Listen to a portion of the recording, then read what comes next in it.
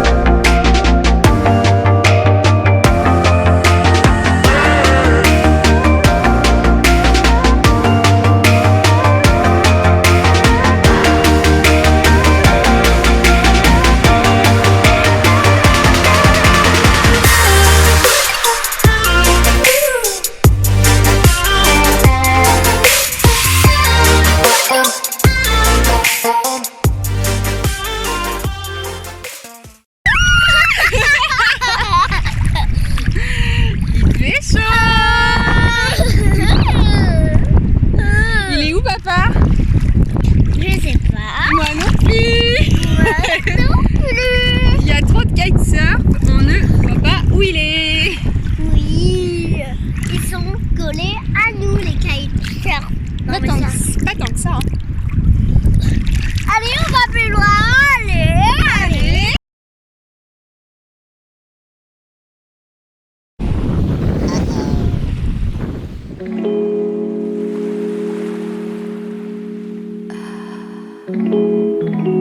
Alors là, j'ai la chance d'avoir un cours particulier avec Pierre, le célèbre youtubeur, et avant tout moniteur de kite à la OLK, donc au top.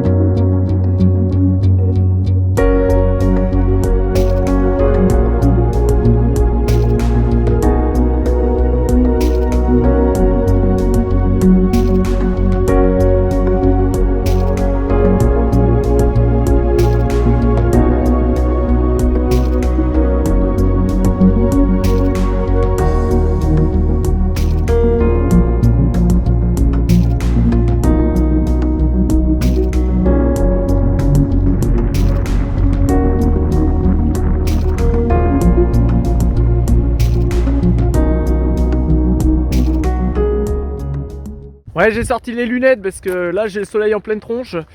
Alors à Pontal-des-Maceios, il faut savoir qu'il y a du vent presque tous les jours, donc vous pouvez vous rassurer là-dessus. Après, nous le premier jour, il a fait quand même 25-30 nœuds, j'ai sorti la 9. C'était bien, mais par contre pour la famille, ils sont pas allés à la plage parce que c'est vrai que le vent avec le sable qui tape sur la peau, c'est pas forcément agréable. Donc le premier jour ils ont fait piscine, et puis par contre les autres jours ça a baissé un peu de régime, donc tant mieux pour eux, et j'ai sorti ma 12. Il y a un moment où j'ai dû emprunter aussi à l'école de kite la 14, voilà, parce qu'il y avait vraiment un peu de vent, mais sinon c'est assez équilibré au niveau du vent. Je pense qu'on peut faire à la fois du kite et puis à la fois sortir sur certains moments de la journée en famille aussi.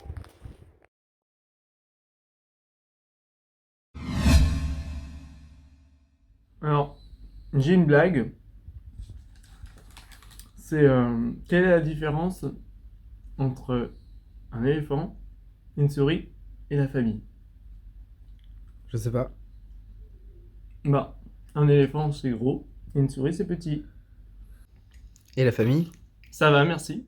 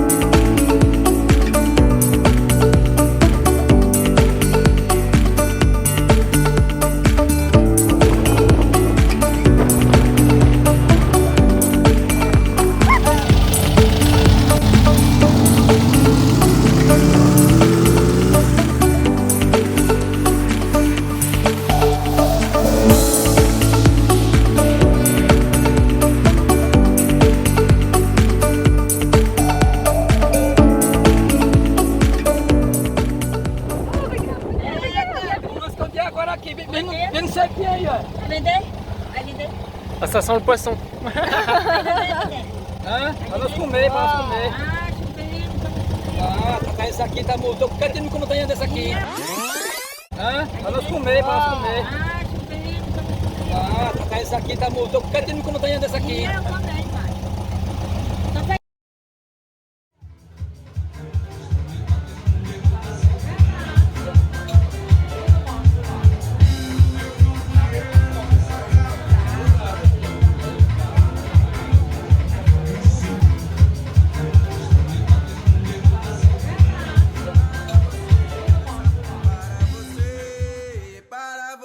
Vem dançar para você, para você, vem dançar para você, para você, vem dançar para você, para você, vem dançar para você, para você, vem dançar para você, para você, vem dançar para você, para você, capoeira para você,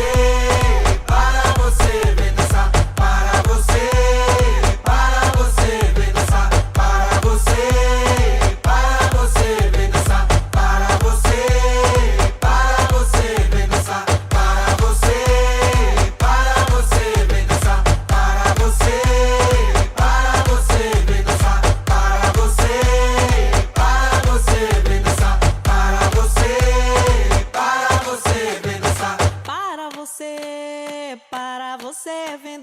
Para você, para você, vem dançar. Para você, para você, vem dançar. Para você, para você, vem dançar.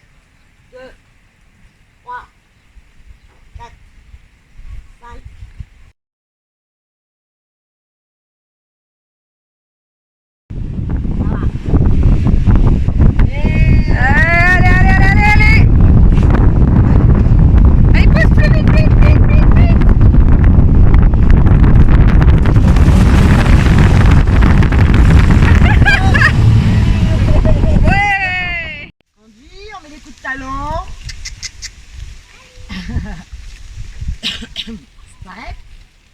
Et on change de côté. Nickel. Bravo. Allez. Parcours sans faute, encore une fois. Allez, viens par là. Et des coups de pied.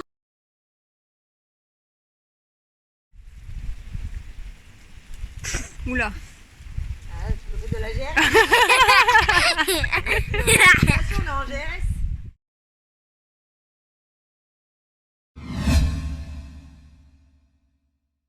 Alors j'ai fait une petite liste qui montre les différences principales entre la France et le Brésil.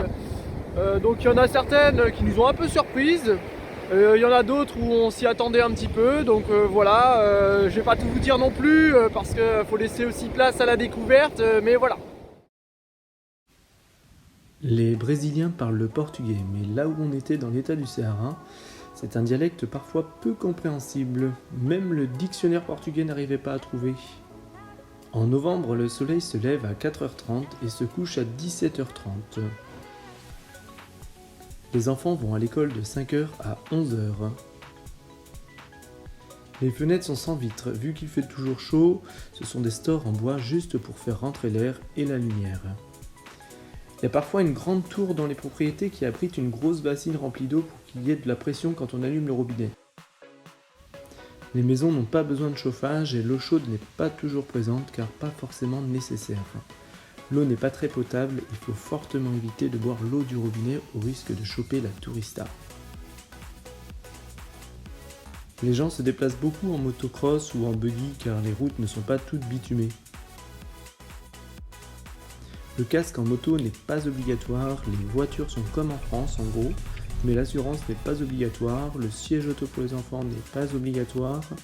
Parfois les gens mettent même leurs enfants sur leurs genoux en voiture. Ou même devant eux en moto, toujours sans casque. La vitesse sur une 4 voies, donc l'autoroute par exemple, est limitée à 80 km/h même sur une ligne droite, à 60 km/h aux abords d'une ville et à 40 km/h en ville.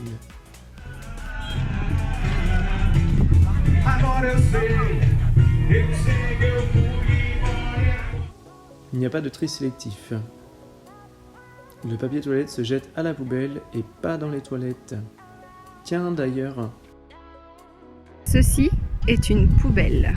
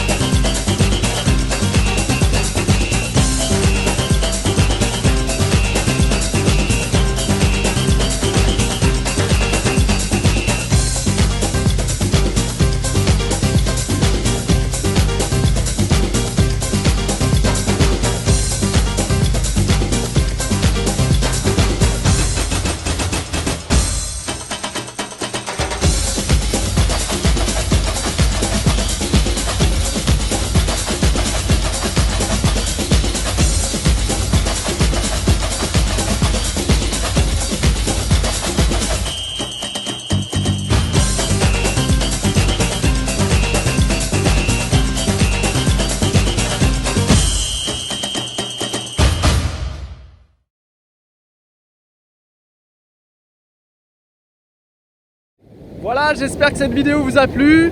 N'hésitez pas à poser des questions dans les commentaires et je vous souhaite un bon voyage. Et peut-être à bientôt sur les spots de la Vendée, du Brésil ou du monde entier.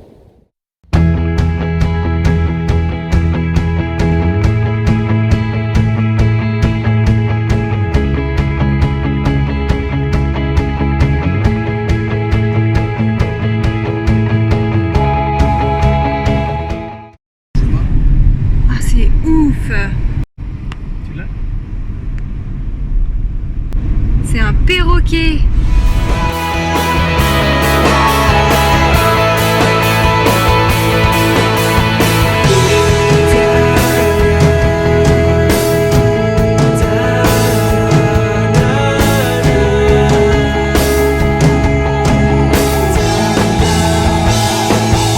Alors j'ai fait une petite liste qui montre les différences entre la France et les... j'ai fait une petite liste qui montre les différences entre la France et le Portugal. N'importe quoi moi.